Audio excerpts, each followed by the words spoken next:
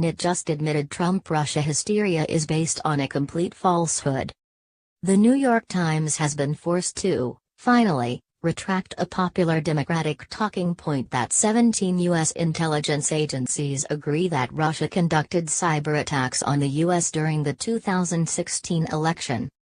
As Consortium News reports, the New York Times correction came after the outlet, in a report on Monday, mocked President Donald Trump for still refusing to acknowledge a basic fact agreed upon by 17 American intelligence agencies that he now oversees: Russia orchestrated the attacks, and did it to help him get elected. Today, the New York Times removed that portion of the article and stated, way at the bottom of the piece, the following. Correction, June 29, 2017. A White House memo article on Monday about President Trump's deflections and denials about Russia referred incorrectly to the source of an intelligence assessment that said Russia orchestrated hacking attacks during last year's presidential election. The assessment was made by 4 intelligence agencies: the Office of the Director of National Intelligence, the Central Intelligence Agency, the Federal Bureau of Investigation, and the National Security Agency.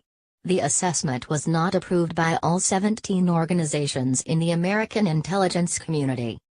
The Times' grudging correction was vindication for some Russiagate skeptics who had questioned the claim of a full-scale intelligence assessment, which would usually take the form of a National Intelligence Estimate, or NIE, a product that seeks out the views of the entire intelligence community and includes dissents, reports Consortium News.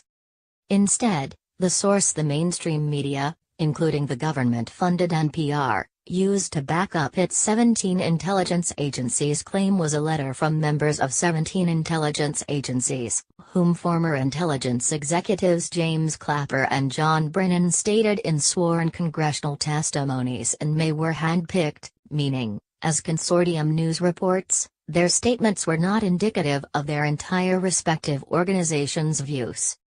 As any intelligence expert will tell you, if you handpick the analysts, you are really handpicking the conclusion.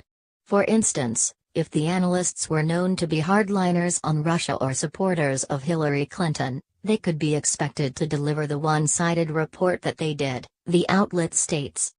The 17 intelligence agencies' claim, of course, was used for months by Democrats, verified liberals, and the mainstream media, such as USA Today, to discredit anyone who dared to call into question allegations of Russian hacking in the 2016 election. Hillary Clinton even cited the claim during the third and final presidential debate. She would bring the lie up again at a May 31 technology conference in California, stating, 17 agencies, all in agreement, which I know from my experience as a senator and Secretary of State, is hard to get. They concluded with high confidence that the Russians ran an extensive information war campaign against my campaign, to influence voters in the election. The failure of the major news organizations to clarify this point about the 17 agencies may have contributed to the New York Times' Maggie Haberman mistake on June 25 as she simply repeated the groupthink that nearly all the important people in Washington just knew to be true, concludes Consortium News report. But the Times' belated correction also underscores the growing sense that the U.S. mainstream media has joined in a political vendetta against Trump and has cast aside professional standards to the point of repeating false claims designed to denigrate him.